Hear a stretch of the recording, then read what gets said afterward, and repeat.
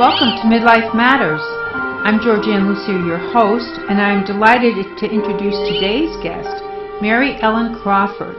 Mary Ellen is here with a few of her favorite friends, and they go and spread cheer with their visits. So welcome, Mary Ellen. Thank you. It's great to be here. I'm delighted. Now, I've experienced dogs, horses, even certainly heard about cats in therapeutic settings, but never bunnies. So who do you have with you today in your lab? I have Grumbellina. Okay. And she is an 11, she's going to be 11 in January, so she's my oldest bunny. Mm-hmm. And she's retired from doing bunny visits because she gets a little nervous.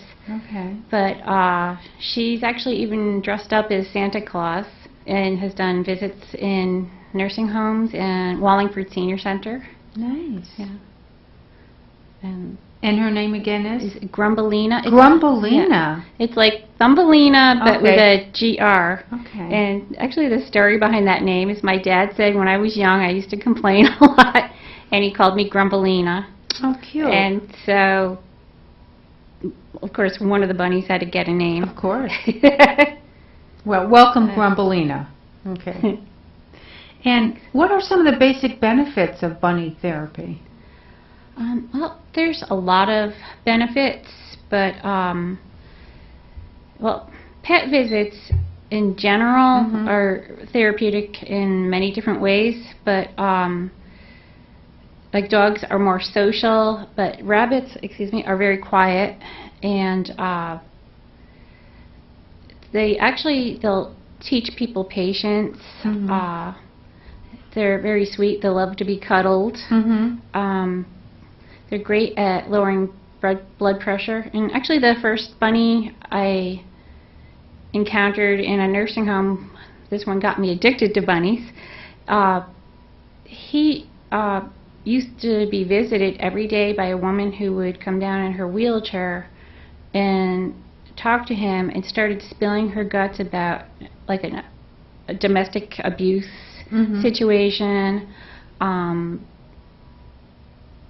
telling her basically her life story to this rabbit. And I think she basically loved animals, but the bunny would just sit there and listen, and with these ears.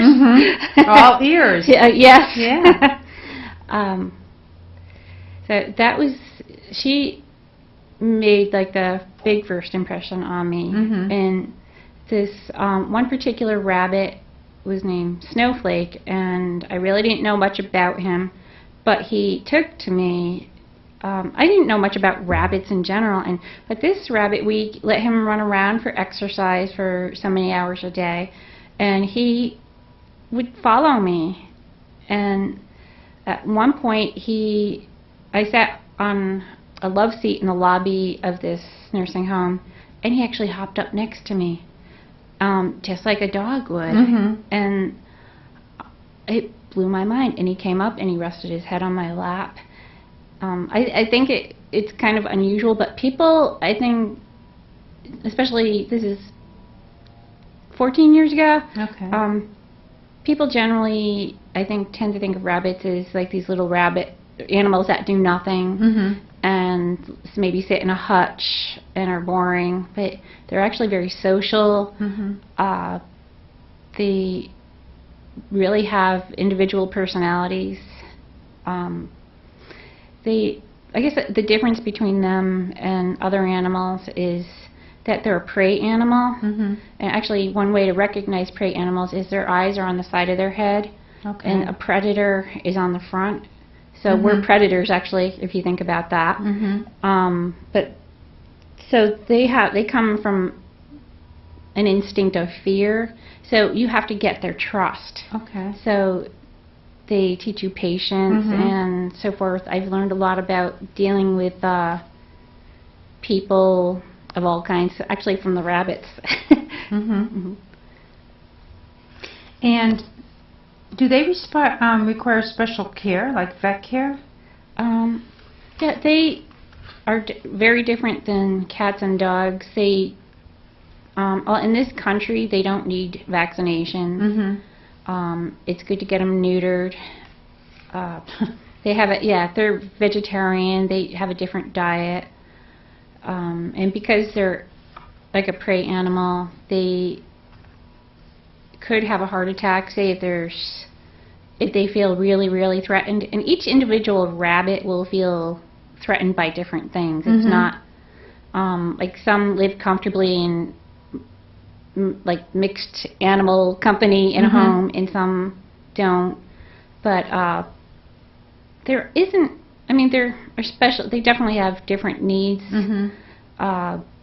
and most regular vets aren't prepared to work with them. Okay. Yeah, you have to. It's actually you have to really look around. And there are organizations that can help people find like a good vet for bunnies. And I am interested in how people can learn more. I mean, I understand that did this start in Oregon and now there's a Connecticut chapter? Like an organization that kind of promotes or sponsors bunnies as therapeutic companions or aids? Yeah. The organization that we have the Connecticut chapter of is called Bunnies in Baskets. Okay. It was started by a woman in Oregon her name is Sarah Barron, and the organization specializes with rabbits. She went through training with other organizations. There's Pet Partners, which used to be the Delta Society. Okay. There's a Humane Society will do training and stuff. But a lot of these organizations will generalize with what the other animals needs and put you through extra things that aren't necessarily needed. So she took like kind of the best practices of the different trainings with her own knowledge of rabbits, developed training. There's a whole organization throughout the U.S. that are popping up, or chapters, I guess I should say. Okay. And yeah, it's a really great organization, and very accessible too. And so you've been very key in establishing the Connecticut chapter, correct? Yeah. Okay. I started asking around. It's very small right now, but and part of it is I'm doing it slowly because I'm in school. But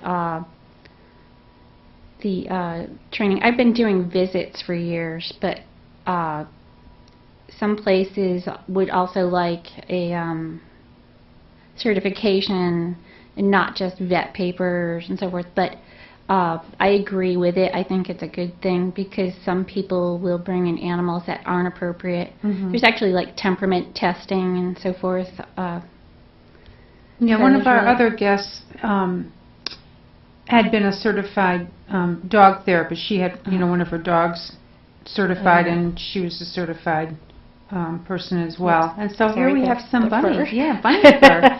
Yes. So about how much do these bunnies weigh, and where do they stay in the house, and how about when you go on your visits? I mean, what's life like as being a bunny person? First bunny my fur. nose itch. Yeah.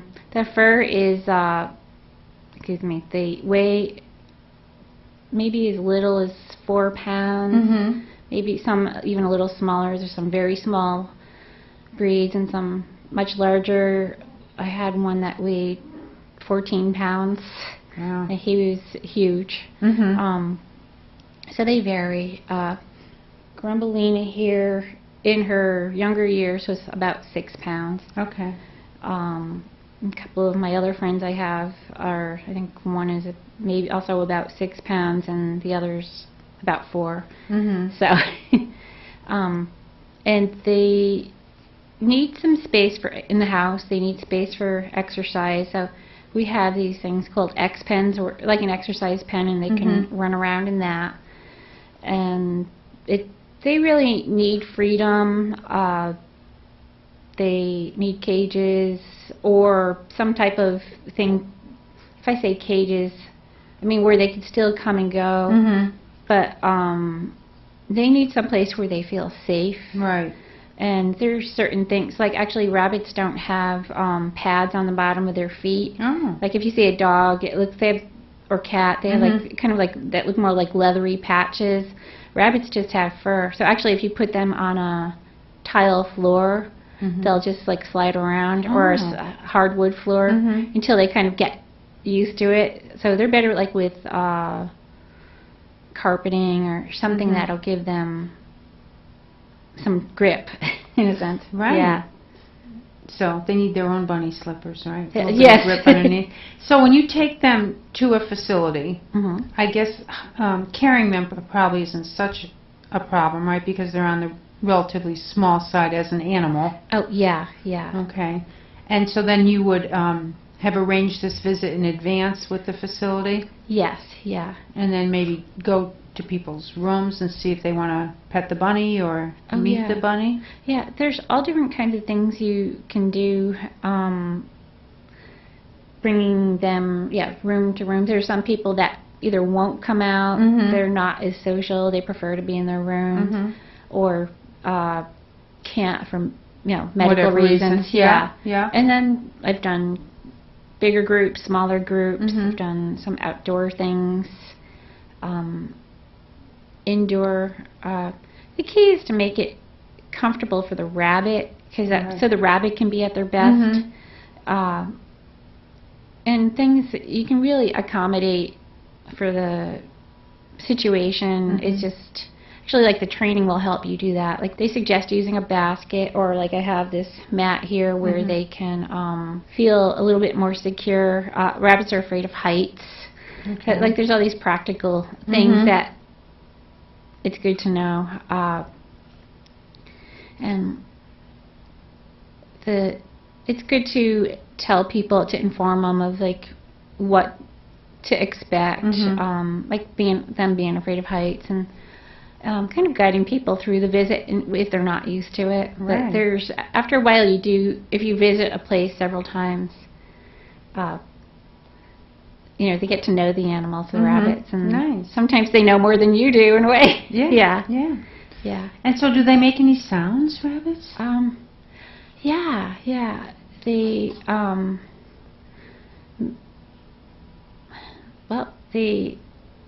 they'll, when they purr, they believe it or not, they purr. They do this kind of like little tooth clicking thing.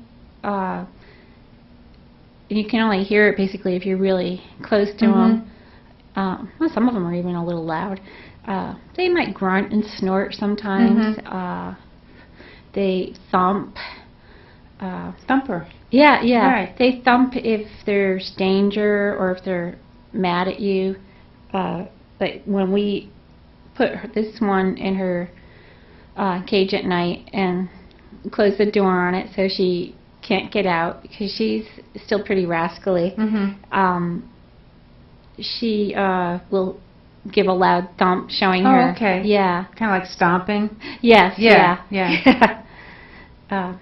Actually, like in Bambi, the movie Bambi, Thumper actually, I think, thumps when he's happy. I think he thumped when he was in love. Okay. And so that it's actually, they thump when they're mad or warning, or they start thumping in the middle of the night. They'll hear noises we can't, and feel like maybe music playing at 2 in the morning in a car or something going by, and you wonder what it is, and then they wake up the whole house, and they warn all the other bunnies, and they start thumping. So it's kind of funny. Yeah. That I'm wondering, do people do okay if they have different kinds of pets in the home, or do rabbits like to be in their own domain, like not have dogs and cats? It's preferred that they're in their own domain, but there are households that do have rabbits. I think it really varies with the animals.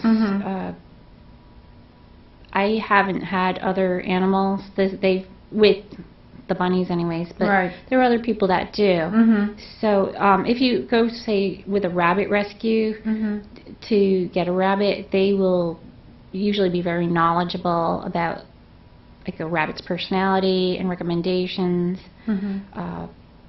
Like a lot of times if you go on petfinder.com and they list rabbits, they might say gets along well with other animals, or even like whether there's kids in the home or not.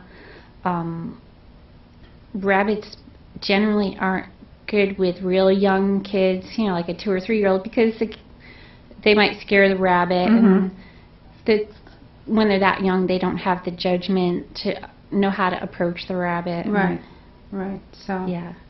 And then you had made me aware of this book called House Rabbit Handbook, which I guess has been around for quite some time. How to live with an urban rabbit, keeping rabbits healthy and happy in a human environment. So there's resources such as this type of a handbook that people, depending on how they learn best, some people need to read things, others, you know, like to listen to other people more, but it's great that there's this range of information where people can get more informed, right? Yes, yes. Yeah, this book, I believe, is the earliest one that started the house rabbit movement, where they were living indoors and loose, even though there are people in history who've actually had house rabbits. Now I'm going blank, but the man who wrote the song Amazing Grace, he was a big animal lover, so he had them in his house. I think he had other animals like walking around and stuff too, like even a little bit of a Dr. Dolittle going on there. Yeah, and of course Beatrix Potter. Yes. And you can see that in the movie about her. I saw that movie. Yeah, I thought that it was movie's wonderful. Enchanting. Really. Yes, it is. So let's talk about you a little bit. You are studying social work too. You've been a recreational therapist, and now you're moving into the social work realm. Right. Okay. Yeah. Taking your bunnies with you. And so what attracts you to that field? I felt with recreational therapy, well, I did it for years, and I really enjoyed it, but I kind of was burning out, and I was finding that I was limited in some of the things I could do to help people. I wished I could do more, and I find that, in one place I worked, I was doing many things that a social worker does do, and that just got me thinking. And like for example, there's a place here in town, Soul Friends, which is a therapy organization for they use animals, different animals, and rabbits, I believe, in treating, I believe it's children. I met the woman who started it.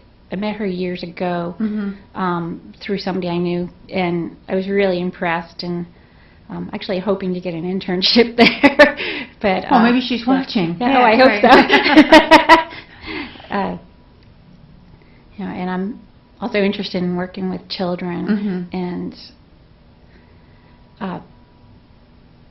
but there's just many reasons. So you're down at Southern, right? I'm going to Southern. Going back full time now. And how is that experience being in your middle years going back to school? In some ways, it's nice to not have to worry about all the things I would have been worrying about in my 20s, and like those insecurities that are typical of that age, and it's a little bit harder too because the use of technology. I find it exciting because, like, to start out, to kind of get my feet wet, I took a abnormal psychology class, and it's a lot different now, and but it was exciting. So it invigorated me. It really drew me in, and so, and I think being older, I'm more mature enough to appreciate it, but also through life experience, so I have a lot of insight that I wouldn't have had when I was younger. So it's really neat. It's really neat. And where would you picture yourself working in the future? What type of a setting? I'm still open, but I'm doing an internship in a school right now, but I'm thinking of working in some type of setting where I could use the rabbits, or maybe even work with other animals. I'm used to dogs and stuff from a previous life, and working with maybe children and families. I've worked with the elderly. I worked in a physical therapy type rehab hospital. I worked with a mental health population, people with severe psychiatric disorders, and everybody responds to the animals, and the bunnies different. And I think if I do children and families, I could probably work with any one of those types of groups of people where in the situation that they're in. And, right. Yeah. So what degree are you working towards right now? A master's in social work and MSW. Yeah. Okay. And that seems to be a ticket that you need to get into a lot of jobs that I would think would be most engaging. Yeah. Is to have the MSW. To be taken seriously, especially in the state of Connecticut, they have very high standards here. They require the MSW, and then there's even other things too, like depending on what branch of social work you want to go into, there's even more tests and requirements and courses you have to take. As you're looking forward and you're thinking about social work and incorporating the animals in some way, what years are you thinking you might finish school? Like, what are you targeting? Well, I'm in a 2-year program, so 2016 would most likely be my graduation date, unless I decide to slow it down a little bit. So you are full-time right now? Yeah, yeah. So that's a switch from working. Oh, that's for sure. A different kind of stress, but in some ways I think I deal a little better with this stress than I used to, and then in other ways taking it more seriously than I think I did when I was younger. Maybe I put more pressure on myself too. Okay. Yeah. So what would you say to some woman who's thinking about, is it too late for her to go back to school? I say it's never too late. People have their kids out of the house and they've grown up, or whatever the situation, they can adjust it to what they want to do. You can go part-time, full-time, but I would definitely go for it if that's something they want to do. And I wouldn't be discouraged if you couldn't start it right away. It's good to take the steps, even if they're baby steps, and check out things. Excuse me, if some people feel that they say their grades weren't great years before, they could take 1 or 2 classes to try it out and feel it. There's so many supports, especially at Southern Connecticut State University, there's a lot of supports for any student, and they have a lot of they call it non-traditional students, but that's everything from vets to older students such as myself. Yeah, in fact, they kind of joke about the non-traditional name as of being politically correct. Politically correct, right? Yeah, right. But they've used that term for years. And so, have you met other women in your studies that are on a similar path to you? I don't think anybody interested in the animals. Perhaps I've met younger people interested in the animals, but there's definitely women in their 30s, 40s, 50s. Even one in her 60s that I know of who are pursuing an MSW, and is just as passionate about it. Wonderful. Yeah. And I had a professor who, I love this, he called us all young students, and he said, wait a minute. You're talking to me. Yeah, but then he said, you're starting over, or you're starting something new. So you're young as a student. Not that age is a bad thing, but people have a lot of hang-ups about it. But I think it's a good thing. You learn to be much more comfortable in your own skin and don't worry about things. But actually, I feel young again, and I feel like it's kind of like the kid learning to trying to get away from their training wheels. I feel very awkward, and I feel some of the insecurities about starting out all over again. It's growing pains. It works. But it's also made me feel much more alive. Wonderful. Yeah.